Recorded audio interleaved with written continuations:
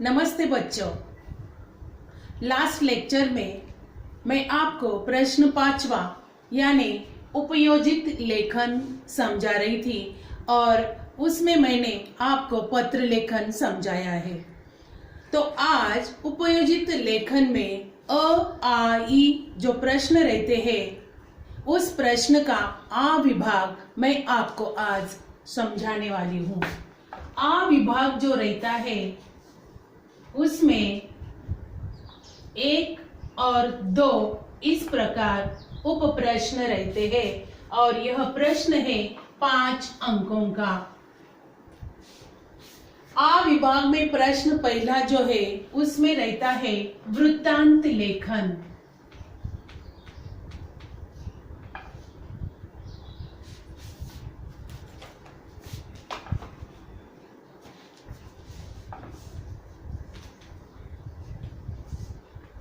और इस वृत्तांत लेखन के लिए ही अथवा प्रश्न रहता है और वह है कहानी लेखन।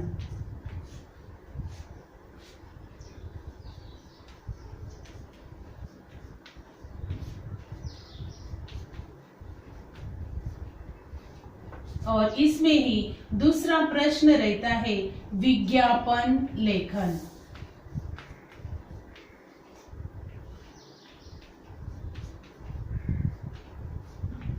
देखो बच्चों, प्रश्न आ जो है उसमें पहला है वृत्तांत लेखन और कहानी लेखन। दोनों में से तुम्हें एक ही प्रश्न लिखना है, वृत्तांत लेखन नहीं तो कहानी लेखन।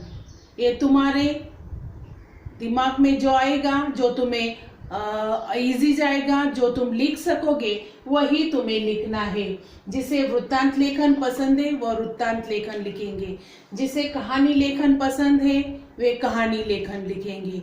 लेकिन बच्चों, दूसरा प्रश्न जो है उसमें विज्ञापन, वह तुम्हें कंपलसरी लिखना है।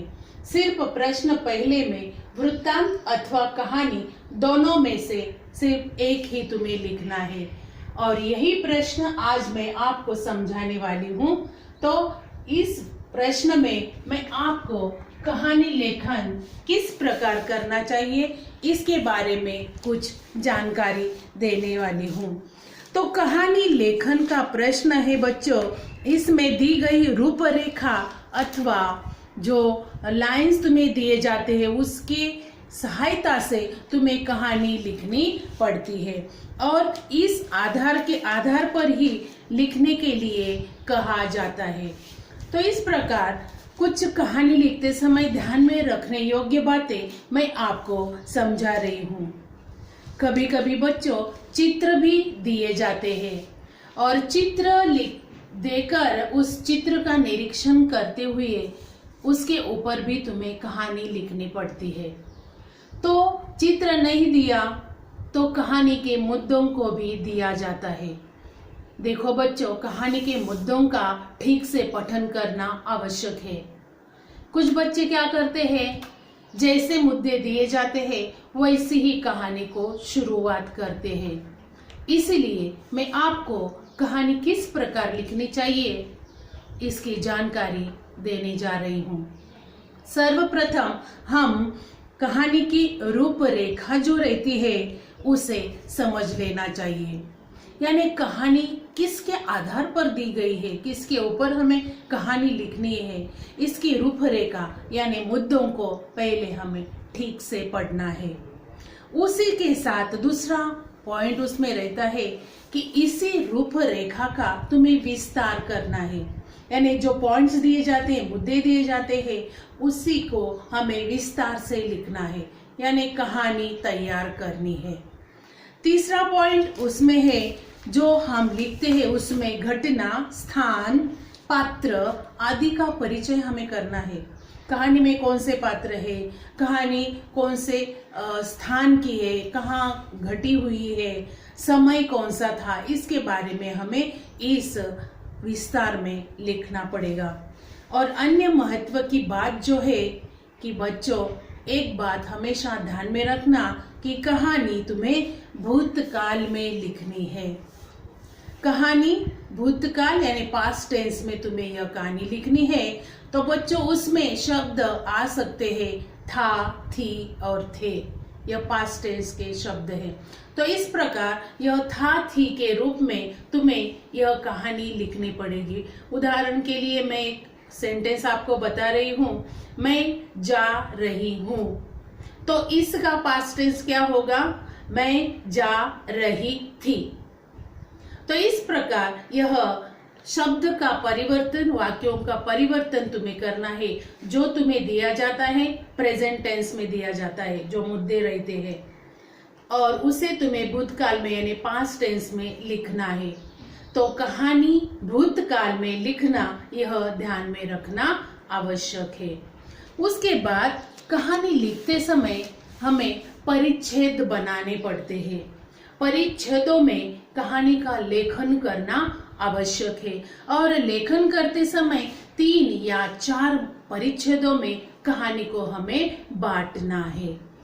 यानी कहानी की लिखावट भी ठीक से हमें नजर आती है, और कहानी सरल भाषा में स्पष्टता उसमें होनी चाहिए, और लिखावट करते समय यानी लिखते समय विराम चिन्हों का उपयोग उचित स्थान पर करना जरूरी है। यानी उसमें काना, मात्रा, वेलांटी, उकार यह सब तुम्हें देखना है। और संवाद अगर तुम लिख रहे हो, कुछ कहानियों में हमें संवाद लिखने पड़ते हैं, यानी 2 व्यक्ति आपस में बातें करती है, ऐसा संवाद हमें लिखना पड़ता है। तो उसमें तुम्हें अवतरण चिन्हों का उपयोग भी करना पड़ता है। कई जगह पर क्वेश्चन मार्क तुम्हें देना पड़ता है, यानी प्रश्न चिन्ह लगाना पड़ता है, डबल अवतरण चिन्ह देना पड़ता है। तो इन्हीं बातों का यानी विराम चिन्हों का तुम्हें ध्यान रखना आवश्यक है। तो कहानी लिखते समय क्या करना चाहिए? और कहानी जब तुम लिखते हो तो सर्वप्रथम हमें उसे शीर्षक भी देना है, यानी टाइटल, हेडिंग हमें देना पड़ता है, जो कि कहानी के ऊपर हम लिखते हैं। तो इस प्रकार कहानी लेखन के लिए आवश्यक बात जो है, शीर्षक है, कहानी का विस्तार है, रूपरेखा है, कहानी की लिखावट मैंने बताई, भाषा स्पष्टता मैंने आपको समझाई, विराम चिन्हों का प्रयोग तुम्हें करना है, कहानी भूतकाल में लिखनी है, और एक महत्वपूर्ण बात है और वह है कहानी के अंत में तुम्हें सीख लिखनी पड़ती है। यानी सीख तुम जो कहानी लिखते हो उसी के आधार पर, यानी कहानी के पात्र कौन थे, स्थान कौन सा था, इसके आधार पर तुम्हें कहानी की सीख भी लिखनी पड़ती है। तो बच्चों, जब तुम कहानी लिखोगे तो इन सारी बातों का ध्यान तुम्हें रखना जरूरी है। फिर से एक बार मैं आपको एक रिवीजन करवाती। सर्वप्रथम तुम्हें कहानी की रूपरेखा समझनी चाहिए। उसके बाद उसी रूपरेखा का तुम्हें विस्तार करना है। विस्तार करना यानी कहानी लेखन करना है। जो मुद्दे तुम्हें दिए जाएंगे उन मुद्दों का विश्लेषण तुम्हें करना है। कहानी के पात्र, कहानी का स्थान, कहानी की घटना, इन सभी की ओर ध्यान देना आवश्यक है। जब तुम विस्तार लिखोगे उसी में तुम्हें परिच्छेद भी करने हैं। उसके बाद परिच्छेद करने के बाद तुम्हें एक सीख भी लिखनी है कि कहानी से तुम्हें क्या सीख मिलती है, यानी इंग्लिश में तुम कहते हो मॉरल ऑफ द स्टोरी। तो इस प्रकार यह सीख भी तुम्हें लिखनी है, और सीख होने के बाद सब कहानी फिर से ध्यान से पढ़ना, और अंत में जब तुम्हें शुरू में तुम्हें शीर्षक ध्यान में नहीं आया, कहानी लिखने के बाद तुम शीर्षक लिख सकते हो, यानी हेडिंग, टाइटल तुम्हें कहानी को देना है। तो इन सारी बातों का ध्यान तुम्हें रखना आवश्यक है। तो बच्चों, तुम्हारी लिखावट भी ठीक होनी चाहिए, यानी सुंदर हस्ताक्षर तुम्हारा होना जरूरी है, और तुम्हारे पॉइंट जो रहेंगे, परिच्छेद जो रहेंगे, मुद्दे जो रहेंगे, तुम्हारे सेंटेंस जो रहेंगे, वो भी तुम्हें ठीक से बनाने हैं। तो इस प्रकार कहानी भूतकाल में लिखना जरूरी है। तो बच्चों, यह प्रश्न जो है, यानी कहानी लेखन जो है, जब तुम पेपर लिखते हो तो वह किन मुद्दों के आधार पर एग्जामिनर तुम्हारा पेपर यह कहानी चेक करता है, यह भी मैं आपको समझाने वाली हूँ।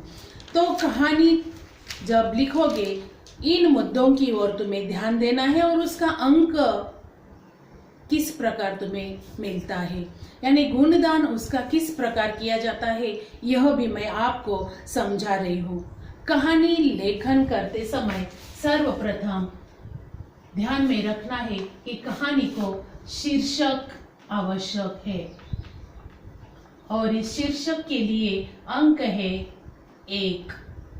देखो बच्चों, शीर्षक तुम भूल जाते हो और 1 अंक तुम्हारा वही निकल जाता है, इसलिए शीर्षक लिखना न भूलिए। दूसरा पॉइंट उसमें है कि तुम्हारी जो विषय जो है वह प्रभावी और प्रवाही विषय होना चाहिए। प्रभावी और प्रवाही विषय तुम्हारा होना चाहिए, यानी कहानी लिखते समय वह किस तरफ जा रही है, तुम्हारी वाक्य रचना किस प्रकार हो रही है, यह भी तुम्हें ध्यान रखना है। और उसके लिए है तुम्हारी प्रस्तुति भी उसमें आ सकती है कि तुम किस प्रकार कहानी प्रस्तुत कर रहे हो। तो इसके लिए अंक है 2, यानी मैंने समझाया बात करते समय कि कहानी विस्तार तुम्हें करना है, तो यह विस्तार यानी कहानी लेखन के लिए है 2 अंक। तीसरा पॉइंट जो है वह है तुम्हारी भाषा शैली, यानी तुम जब कहानी लिखते हो तुम्हारी वाक्य रचना, तुम्हारी भाषा किस प्रकार है, यानी वह भाषा मुहावरेदार और रोचक और शुद्ध भी होनी चाहिए। तो इसके लिए है 1 अंक। तो ये 3 मुद्दे ध्यान में रखना आवश्यक है। और चौथा भी बड़ा महत्वपूर्ण है, वह है सीख, यानी मॉरल ऑफ द स्टोरी। तो यह सीख जो है वह है 1 अंक के लिए। देखो बच्चों, 1, 2, 1, 1, यानी शीर्षक के लिए 1, तुम्हारा विषय विश्लेषण जो है उसके लिए 2, तुम्हारी भाषा यानी स्पष्टता लिखावट इसके लिए 1 और सीख के लिए 1। इस प्रकार यह 5 अंक कहानी के लिए होते हैं। तो यह 5 अंक तुम्हें प्राप्त करने के लिए इन बातों का ध्यान में रखना जरूरी है। इसी पॉइंट के आधार पर तुम्हारा पेपर चेक होता है।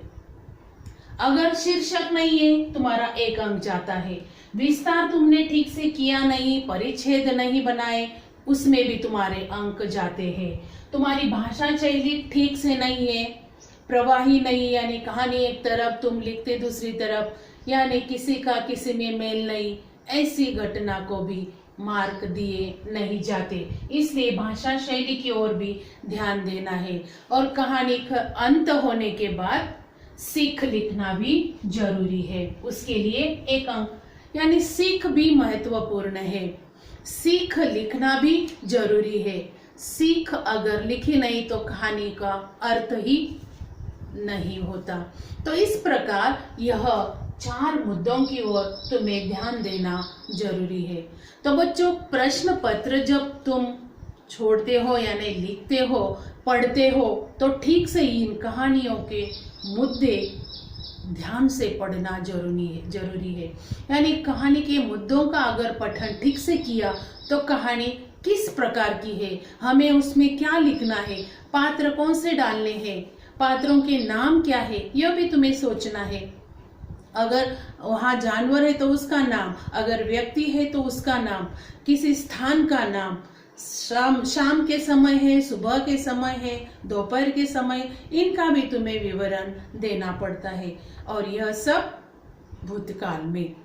तो इस प्रकार यह लेखन के लिए 4 मुद्दों की ओर ध्यान देना जरूरी है। तो बच्चों, कहानी लेखन के लिए एक नमूना भी मैं आपको दिखाने जा रही हूँ। तो इस प्रकार कहानी लेखन किस प्रकार करना है, मुद्दों को ठीक से पढ़कर ही कहानी लेखन करना है। और एक महत्वपूर्ण बात बच्चों, जो मुद्दों को प्रश्न पत्र में दिया जाता है, वह मुद्दे जो है, वो पॉइंट जो है, तुम्हें उत्तर पत्र में लिखने की जरूरत नहीं है।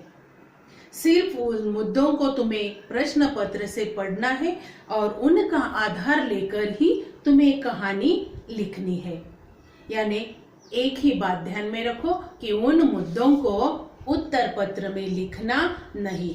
तो चलो बच्चों, मैं आपको कहानी का एक नमूना भी दिखाने जा रही हूं, हम स्क्रीन पर देखेंगे। तो बच्चों, कहानी का एक नमूना मैं आपके सामने दिखा रही हूं। तो स्क्रीन पर देखिए कि प्रश्न रहता है, निम्नलिखित मुद्दों के आधार पर लगभग 70 से 80 शब्दों में रोचक कहानी लिखकर उसे उचित शीर्षक दीजिए और उसके लिए अंक रहते हैं 5। तो मुद्दों को मैं पढ़ने जा रही हूं। एक सुंदर वन, इंद्र का आगमन, वन का सौंदर्य देखना, सूखे पेड़ पर तोते को देखना, सवाल पूछना, तोते का जवाब, इंद्र का वरदान और सीख। यह है मुद्दे और इन मुद्दों के आधार पर कहानी किस प्रकार है। देखो उत्तर में लिखा है, कहानी का शीर्षक सर्वप्रथम है सच्चा मित्र अथवा कृतज्ञता। तो मैं कहानी पढ़ने जा रही हूं जो कि भूतकाल में लिखी हुई है। एक सुंदर वन था, उसमें फलों और फूलों से लदे हुए तरह तरह के वृक्ष थे। उन वृक्षों पर कई तरह के पक्षी रहते थे। एक दिन उस वन में इंद्र देवता आए। वन का सौंदर्य देखकर वे प्रसन्न हुए। घूमते घूमते उन्होंने एक सूखा हुआ पेड़ देखा। उस पर एक दुखी तोता बैठा था। इंद्र ने तोते से ऐसे वृक्ष पर बैठने का कारण पूछा। तोते ने कहा, एक समय यह वृक्ष फलों फूलों से संपन्न था। इसने बरसों तक मुझे आश्रय दिया, मुझे मीठे फल खिलाए और आंधी पानी में सुरक्षा दी। अब बुरे दिनों में मैं इस वृक्ष का साथ कैसे छोड़ दूं? तोते का जवाब सुनकर इंद्र बहुत खुश हुए। उन्होंने सूखे पेड़ को फिर से हरा भरा कर दिया। अब यह पेड़ फल पुष्पों से लद गया। यह देखकर तोते की खुशी का ठिकाना न रहा। अंत में सीख दिए बच्चों, मानव का आचरण कृतज्ञतापूर्ण होना चाहिए। तो इस प्रकार यह कहानी का नमूना मैंने आपको समझाया और पढ़कर सुनाया है। इस प्रकार कहानी लिखना भी तुम्हें जरूरी है। तो मुद्दों को किस प्रकार लिखा गया, परिच्छेद किस प्रकार लिखे हैं, अवतरण चिन्ह यानी विराम चिन्ह, क्वेश्चन मार्क, फुल स्टॉप किस प्रकार दिया गया है, इन सब का मैंने आपको ठीक से दिखाया है। कहानी का नमूना मैंने आपको समझाया। तो बच्चों, यही कहानियों का लेखन भी तुम्हें अपने निबंध बुक में करना है। निबंध बुक में कहानी लेखन लिखते समय मुद्दों को लिखो बच्चों, क्योंकि वह तुम्हारी नोटबुक है, तुम्हारा बुक है, यानी मुद्दे तुम्हारे सामने होना आवश्यक है। लेकिन उत्तर पत्रिका में जब तुम लिखोगे एग्जाम में, तो मुद्दों का लिखना आवश्यक नहीं है। लेकिन नोटबुक में, तुम्हारी निबंध की बुक में तुम्हें मुद्दों को लिखना आवश्यक है। तो यह मुद्दों का लेखन करने के लिए तुम्हें मैं कुछ कहानियों को भी समझा रही हूँ, जो कि तुम्हारी कृति पत्रिका में दिया गया है। 3 कहानियों का लेखन तुम्हारे लिए रेडी है, यानी तैयार कहानियां तुम्हें दी गई है और उन्हीं कहानियों का आधार लेकर तुम्हें दूसरी कहानी किस प्रकार लिखनी है, इन कुछ कहानियों का मुद्दों का लेखन भी तुम्हें दिया गया है। तो बच्चों, कहानी लेखन जो है वह 5 अंकों का है। इन 4 मुद्दों को ध्यान में रखिए और कहानी लेखन की तरफ अपना ध्यान आकर्षित कीजिए। कहानी के मुद्दों का पठन ठीक से करो। वह कहानी एक बार ध्यान में सोचो, उसके बाद ही तुम्हें कहानी लिखने को शुरुआत करना है। मुद्दों की तरफ ध्यान देना और विस्तार ठीक से करना, परिच्छेद तुम्हें करने हैं। तो इस प्रकार कहानी लेखन के लिए तुम्हारी कृति पत्रिका और पन्ना क्रमांक तुम्हारा 213 और 214 पर 1, 2, 3 कहानियां दी गई है। वह कहानियां तुम्हारी निबंध की बुक में तुम्हें लिखना है। तो इस प्रकार कहानी लेखन मैंने आपको समझाया। कहानियां पढ़ती जाओ और कहानी का वह शीर्षक, सीख, विषय विवेचन यह सब ठीक से करना। कहानी की रूपरेखा ध्यान में रखकर कहानी लेखन मैं किस प्रकार कर सकता हूँ, किस प्रकार कर सकती हूँ, मुझे अंक किस प्रकार प्राप्त होंगे, इसकी ओर ध्यान देना आवश्यक है। तो कहानी लेखन कीजिए और कहानी या जितनी भी तुम्हें पढ़ने के लिए मिलेंगी उसी प्रकार कहानियों का पठन भी करते चले जाना। बच्चों, कहानी लेखन का जो 5 अंक है तुम्हें अवश्य प्राप्त होंगे। तो इस प्रकार कहानी लेखन यह प्रश्न मैंने आपको समझाया। निबंध की बुक में कहानियां लिखो और ठीक से पढ़ो। धन्यवाद।